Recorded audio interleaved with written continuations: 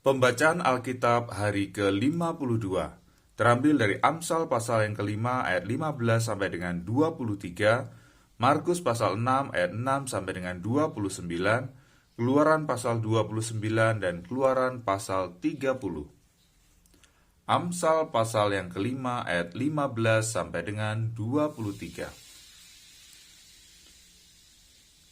Minumlah air dari kulahmu sendiri, minumlah air dari sumurmu yang membual. Patutkah mata airmu meluap keluar seperti batang-batang air ke lapangan-lapangan? Biarlah itu menjadi kepunyaanmu sendiri, jangan juga menjadi kepunyaan orang lain. Diberkatilah kiranya sendangmu, bersukacitalah dengan istri masa mudamu. Rusa yang manis, kijang yang jelita, biarlah buah dadanya selalu memuaskan engkau, dan engkau senantiasa birahi karena cintanya.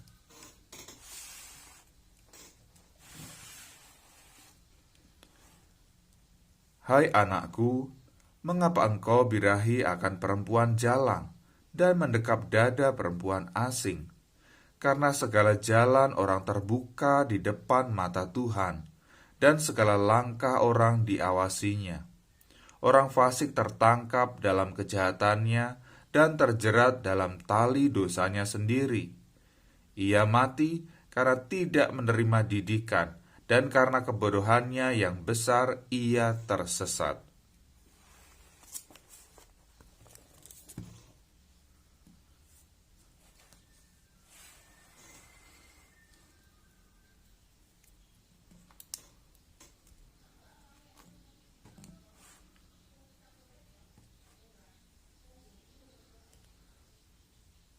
Markus pasal yang ke-6 ayat 6 sampai dengan 29. Ia merasa heran atas ketidakpercayaan mereka. Lalu Yesus berjalan keliling dari desa ke desa sambil mengajar. Ia memanggil ke-12 murid itu dan mengutus mereka berdua-dua.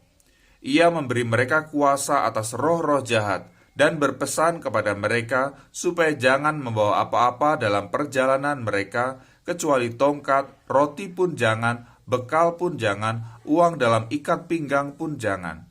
Boleh memakai alas kaki, tetapi jangan memakai 2 baju. Katanya selanjutnya kepada mereka, kalau di suatu tempat kamu sudah diterima dalam suatu rumah, tinggallah di situ sampai kamu berangkat dari tempat itu. Dan kalau ada suatu tempat yang tidak mau menerima kamu, dan kalau mereka tidak mau mendengarkan kamu, keluarlah dari situ dan kebaskanlah debu yang di kakimu sebagai peringatan bagi mereka. Lalu pergilah mereka memberitakan bahwa orang harus bertobat, dan mereka mengusir banyak setan dan mengoles banyak orang sakit dengan minyak dan menyembuhkan mereka.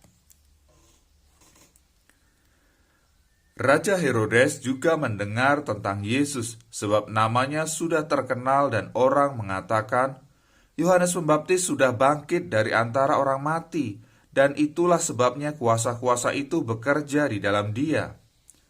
Yang lain mengatakan, dia itu Elia. Yang lain lagi mengatakan, dia itu seorang nabi sama seperti nabi-nabi yang dahulu. Waktu Herodes mendengar hal itu, ia berkata, bukan, dia itu Yohanes yang sudah kupenggal kepalanya dan yang bangkit lagi. Sebab memang Herodeslah yang menyuruh orang menangkap Yohanes dan membelenggunya di penjara berhubung dengan peristiwa Herodias, istri Filipus saudaranya, karena Herodes telah mengambilnya sebagai istri. Karena Yohanes pernah menegur Herodes, tidak halal engkau mengambil istri saudaramu. Karena itu Herodias menaruh dendam pada Yohanes dan bermaksud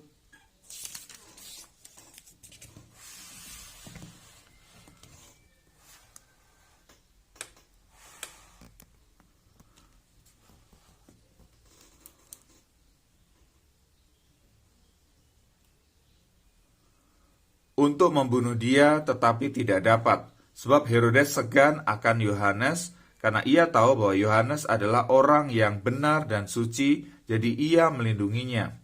Tetapi apabila ia mendengarkan Yohanes, hatinya selalu terombang-ambing, karena ia merasa senang juga mendengarkan dia. Akhirnya tiba juga kesempatan yang baik bagi Herodias ketika Herodes pada hari ulang tahunnya mengadakan perjamuan untuk pembesar-pembesarnya, perwira-perwiranya, dan orang-orang terkemuka di Galilea. Pada waktu itu anak perempuan Herodias tampil lalu menari, dan ia menyukakan hati Herodes dan tamu-tamunya. Raja berkata kepada gadis itu, "Minta daripadaku apa saja yang kau ingini, maka akan kuberikan kepadamu." Lalu bersumpah kepadanya, "Apa saja yang kau minta akan kuberikan kepadamu, sekalipun setengah dari kerajaanku." Anak itu pergi dan menanyakan ibunya, "Apa yang harus kuminta?" Jawabnya, "Kepala Yohanes Pembaptis." Maka cepat-cepat ia pergi kepada raja dan meminta, "Aku mau supaya sekarang juga engkau berikan kepadaku kepala Yohanes Pembaptis di sebuah talam." Lalu sangat sedihlah hati raja, tetapi karena sumpahnya dan karena tamu-tamunya, ia tidak mau menolaknya. Raja segera menyuruh seorang pengawal dengan perintah supaya mengambil kepala Yohanes. Orang itu pergi dan memenggal kepala Yohanes di penjara. Ia membawa kepala itu di sebuah talam dan memberikannya kepada gadis itu, dan gadis itu memberikannya pula kepada ibunya. Ketika murid-murid Yohanes mendengar hal itu, mereka datang dan mengambil mayatnya lalu membaringkannya dalam kuburan.